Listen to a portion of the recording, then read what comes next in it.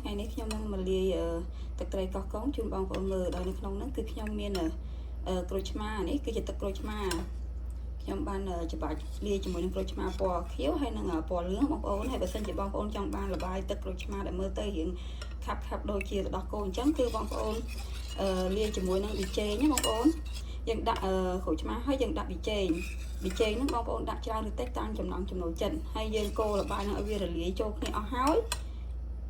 វានឹងឃើញរៀងពណ៌ខាប់ចឹងបងប្អូននេះ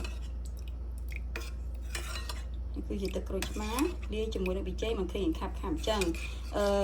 បន្ទាប់ពីខ្ញុំបានលាយជាមួយប៊ីចេងមើលទៅល្បាយនឹងវារលាយហើយខ្ញុំចាប់ដើមដាក់ខ្ទឹមហើយនឹងម្ទេសដែលខ្ញុំបានបុករួចបងប្អូនមិនចង់បុកយើងអាចប្រើម៉ាស៊ីនក្លុកក៏បានដែរចង់ហឹរខ្លាំងឬមិនចង់ហឹរតិចហឹរខ្លាំងតាមចំណង់ចំណូលចិត្តបងប្អូនណាថែមថយខ្លួនឯងចំពោះទឹកត្រីកោះកុងនេះដែរហើយជូរផ្អែមតាមចំណង់ចំណូលចិត្តបងប្អូនគាត់ថាអីដែលថាតិចនិចពិសេសរបស់ខ្ញុំនោះគឺខ្ញុំយកក្រូចឆ្មាលាយជាមួយនឹងប៊ីចេងបានមើលទៅទឹកត្រីកោះកុងយើងនោះវាខាប់បងប្អូន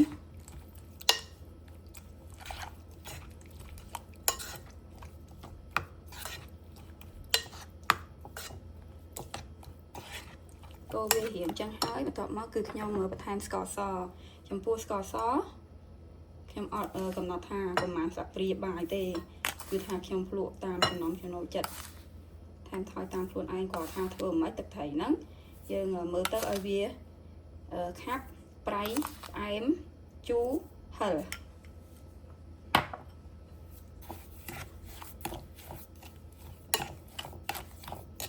ខ្ញុំលាយក្រូចឆ្មាពណ៌លឿងដោយសារអីក្រូចឆ្មាពណ៌លឿងហ្នឹងវាទឹកវាច្រើនជាងក្រូចឆ្មាពណ៌ខៀវចឹងខ្ញុំលាយចូលគ្នាទៅបើមានពណ៌លឿងប្រើពណ៌ខៀវក៏បានដែរ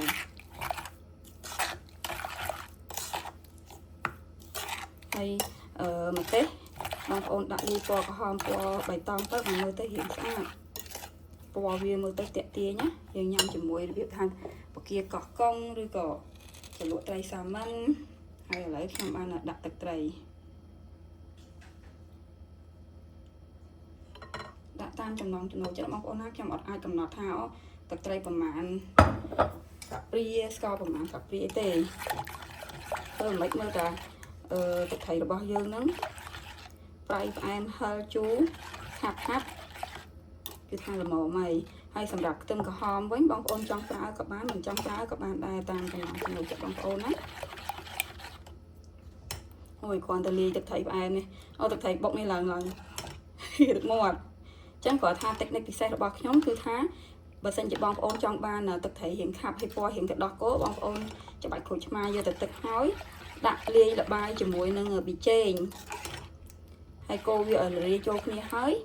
ហ្នឹងបងប្អូននឹងឃើញថាទឹកត្រីនឹងទឹកក្រូចឆ្មាហ្នឹងគឺនឹងឃើញពណ៌រៀងទៅដោះគោខាប់អីអញ្ចឹងតិចនិចរបស់ខ្ញុំគឺថាមានតែប៉ុណ្្នឹងទេចំពោះខ្ទឹមក្រហមបងប្អូនចង់ដាក់ឬមិនចង់ដាក់ក៏បានដែរសម្រាប់ខ្ញុំគឺខ្ញុំប្រើដើម្បីអី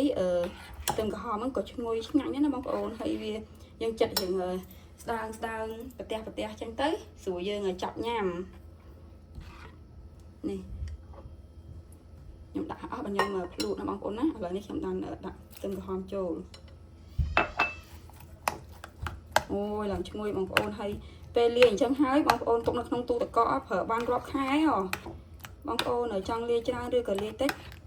តាមចំណង់ចំណូលចិត្តហើយនេះយើងចិត្តវារៀងតែសាយអញ្ចឹងហើយនៅពេលយើងស្រូចពីលើបកាកោះកុងឬក៏ញ៉ាំជាមួយនឹងត្រីសាម៉ាន់ណា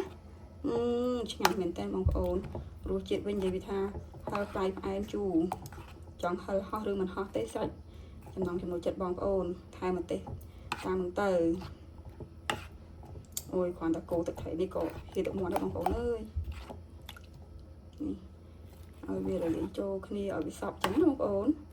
អញ្ចឹងថ្ងៃនេះគឺខ្ញុំមកលាយទឹកត្រីកោះកុងនេះញ៉ាំជាមួយនឹងត្រីសាម៉ាន់ណាបងប្អូនក៏មានបន្លែផ្ទាប់ដូចជាខ្ទឹមបារាំងសាឡាត់ហើយនឹង